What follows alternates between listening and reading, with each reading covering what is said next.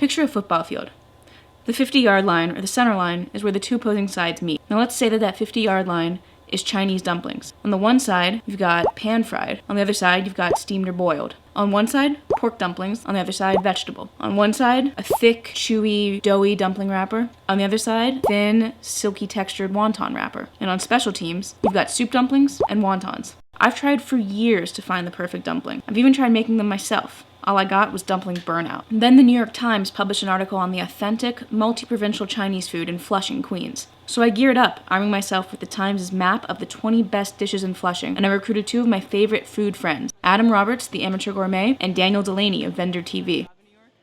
My team assembled, we headed off to the last stop on the 7 train line, the line of scrimmage, ready to tackle the best dumplings Flushing could offer.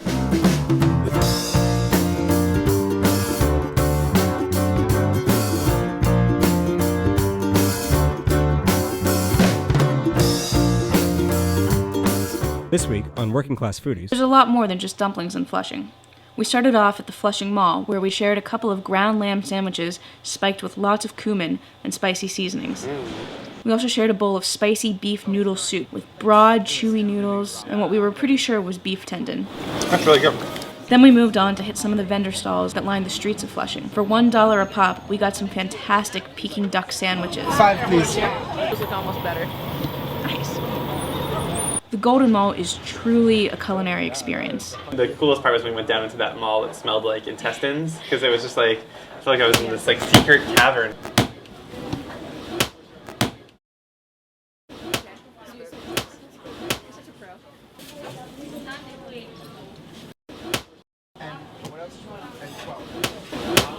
We shared 2 bowls, hand-pulled noodles, one with oxtail and one with wontons in it. The noodles were absolutely the freshest noodles I've ever had. Stretchy and had the scent of freshly made pancakes. It was incredible.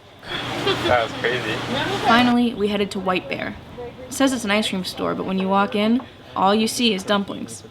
We got 2 kinds of dumplings. One in a thin wonton wrapper covered in a spicy sauce of garlic and spicy sesame oil. They were amazing, but even better were the pork and leek dumplings. They were boiled, they had a thick, doughy wrapper, and the pork filling was studded with leeks. These are really good. These are great. In fact, the pork and leek dumplings at White Bear were so good that Adam and I decided that we would have to try making these ourselves. I hit up the Green Market, where I got a pound of fantastically marbled ground pork sirloin from Flying Pigs Farms. With a little thumb of ginger and some fresh leeks and scallions, I headed home to meet up with Adam to try to recreate White Bear's dumplings. To make the dough for the dumplings, take 1 3/4 cups of flour and 1/2 cup of water. Combine until you have 1 sticky ball of dough. Plop the dough onto a floured surface and knead it for a couple of minutes.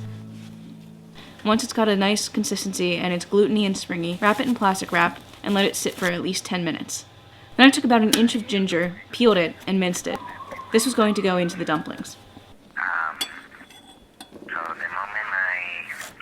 I took another inch of ginger and cut it into matchsticks. Then I combined this with soy sauce, rice vinegar, and scallions to make my dipping sauce.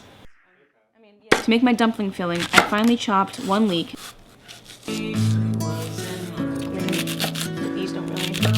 And then rinsed it and dried it to get all the dirt off. Meanwhile, Adam minced up some scallions. Topping with scallions. Then we mixed together in a bowl our pound of ground pork sirloin from Flying Pigs Farms, our leeks, our scallions, our minced ginger, some soy sauce, and a clove of garlic.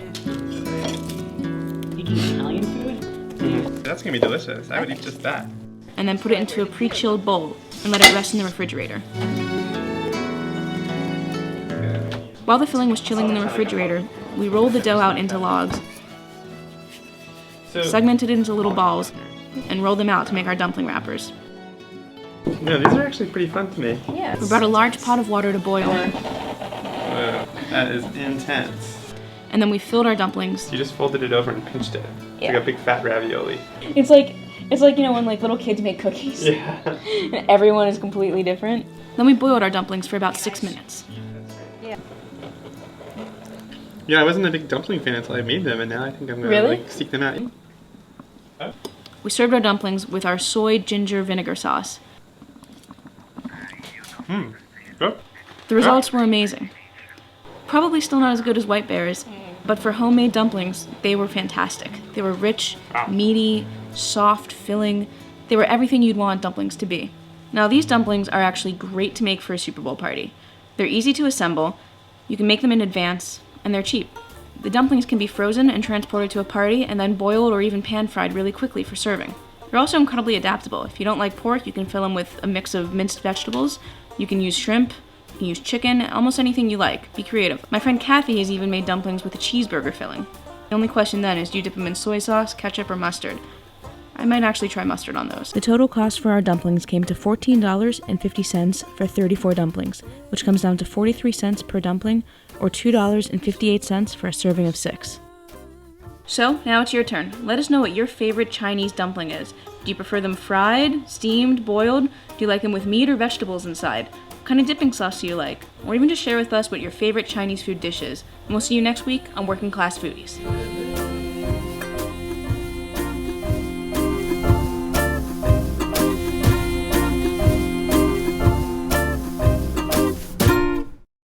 This episode of Working Class Foodies is dedicated to the memory of our wonderful, gentle giant, Bix. We miss you, Bix, and we'll always love you.